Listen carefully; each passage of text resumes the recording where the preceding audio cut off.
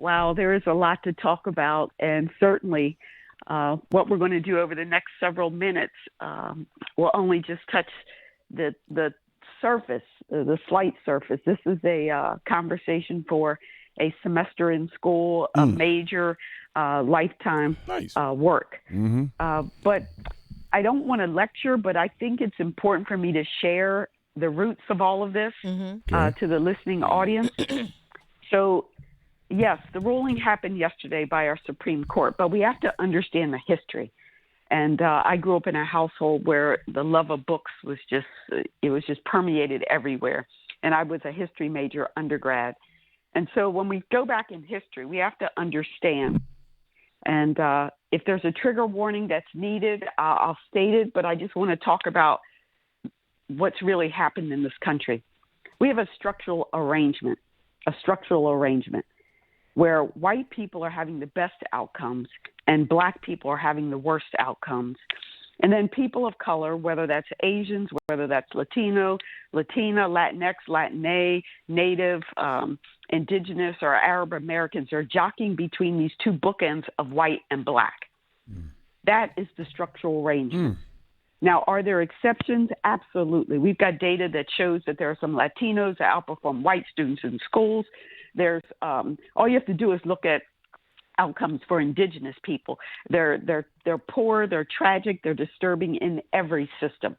But the structural arrangement is white with better outcomes, blacks with better outcomes, and that's been documented and researched. For 246 years, some would argue 230, some would argue 300, but we had chattel slavery, where African Americans for 246 years were worth no more than a pig or a horse or a cow. Then we had another 100 years of legal segregation. So 246 years of legal enslavement, 100 years of legal segregation, where we call that Jim Crow, right? Where many people of color, in particular blacks, couldn't go to movie theaters, restaurants, not admitted to schools, all of that. So nearly 87% of our nation's history, we had white advantage or white supremacy. That's what we have to remember. And so it wasn't that long ago. My grandmother's mother saw enslavement. So how do we right the wrong? Now, we're going to talk specifically about education because that's what this ruling is about. But again, we can look at all the different systems, whether it's economics, banking and finance, whether it's healthcare, whether it's transportation, whether it's media, whether it's sports and entertainment. But specifically, this ruling was around education. So we've got the data. So people who say, well, where's your current data? We've been collecting data since the early 20th century. We have data that these inequities are happening, again, based on the history. So I love what Brian Stevenson says. He's a giant in the space of criminal justice. He says that we got rid of enslavement, 13th Amendment, right? Except for the punishment of a crime, mass incarceration, which is a whole nother subject. But we removed enslavement. But what we didn't remove is the false narrative of racial differences that black folks are less than. We're not humane, we're not intelligent, we're not beautiful. And so this narrative lives on and on. The narrative lives today, that there are people who are working to preserve that structural arrangement of white advantage or white supremacy. So we've had rulings, right, policies to help right the wrongs. And in particular, I want to mention the very, very important legislation of 1954, Brown versus Board, where we can't have this segregation anymore in our schools. No more inequality. This was a race-conscious policy, as in it was trying to address the inequities, the disparities, but it was executed poorly, which is a whole nother subject. Right.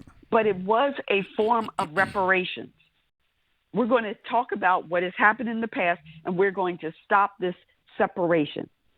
Then in the 60s, right, 61, President Kennedy with the affirmative action.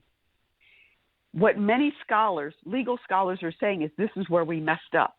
We moved away from recognizing the racial differences, as in that false narrative. We moved away from addressing that 346 years of all of that, and then we moved to diversity. Just get the numbers. Make sure there are X number of blacks in the place, there's X number of Latinos, all that. We moved away from being race conscious. We didn't specifically address those racial matters. So we basically said we're going to be indifferent to slavery and its consequences. So lo and behold, white male, Bloom, I don't even like saying his name, he formed this organization called Students for Fair Admission. Yep. He challenged all of these things about using anything to improve the lot for brown and black people. He failed in lower courts, whether it was UNC or Harvard. He failed. He tried to identify white folks who said, this is wrong. There's too many black people. There's too many Latinos getting in on my slot. He failed in the lower courts using white people, in particular, Abigail Fisher in the Texas case. She just wasn't smart enough to get into UT Austin. So then they changed their model, which they do. They continue to change how to stop, how to preserve that structural arrangement. So then they moved to Asians, using the model minority myth, right? That test scores are everything. We belong because we're smarter. He used that model minority myth to take it to the Supreme Court. And based on the makeup of the Supreme Court, they said, we're going to accept this case, and then they ruled. Wow. They said Harvard violated Title VII of the Civil Rights Act, as in no racial discrimination in institutions that receive federal dollars. They had lost, again, in federal district court. They lost in U.S. Court of Appeals. But the SCOTUS yesterday said, you're wrong. UNC, they said UNC discriminated against whites and Asians by awarding racial preferences to blacks, Native Americans, and Latinos. Title VI and 14th Amendment. Again, they lost in the federal district court, but the SCOTUS ruled for the Students for Fair Admission. So what happened? They overruled 40 years of precedent. They basically consolidated cases, right? Because you would think you would look at the facts for Harvard versus the facts of UNC, but they just came up with what many are calling an ideological ruling. Right. They didn't look at the lived experiences. In fact, they couldn't find one Asian student to testify saying that this was happening to them. It was a perceived grievance, again, to maintain that structural arrangement of white advantage, white supremacy. Nearly 2/3 of registered Asian voters support affirmative action. Asian civil rights organizations support affirmative action. And in fact, there was a study done at Georgetown in 2020 stating they looked at, let's just have a test-only policy, as in everybody gets in based on test scores. That study found that Asians would bump only a few percentage points, and 21% of the Asians who are currently admitted under affirmative action would not even be admitted. As in the Asian students who have lower grades and first-generation Asian students would lose out. So this ruling is basically colorblind racism. It's a way to continue to find programs and policies that support and reward white advantage, whether it's athletics, right at Harvard, the country club sports, polo, lacrosse, swimming and diving, rowing. That's a 48% boost at Harvard. Legacy admissions, that's a 28% boost at Harvard. So we're going to find ways to admit white students, but not necessarily students of color. So my final points, what's next? I want everybody to remember, white, brown, and black folks, that we are winning. People of color, white folks are organizing together. This is much bigger than education. And that they will continue to find ways to drive wedges between us. They're going to continue to find ways to ensure that black people's humanity, the way we're gaining assets, the way we're gaining access to power and positions, they're going to continue to find ways to stop it. The other thing to be mindful of is that we need to stop this thought that attending elite schools or public Ivy schools like Carolina, that they aren't everything for everybody. They're not the great equalizer. Right. Wherever you are on the socioeconomic spectrum, whether or not you're rich, wealthy, whether you're dirt poor and don't have two nickels to rub together, racial inequities are still happening. People who make six figures are still followed in stores.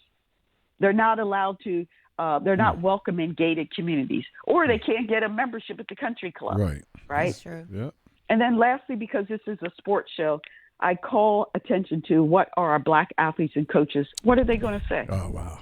Do you want to have black athletes come into these historically white institutions where the culture is limited? As in, there are fewer resources. There's a small sense of belonging. You don't see many people that look like you unless they're athletes. They've made an attack on DEI offices and strategies. So those offices may or may not exist. Yep. Mm-hmm. We've got fewer ethnic studies programs. How are you going to learn about who you are as an Asian student, as a Jewish student, as a black student?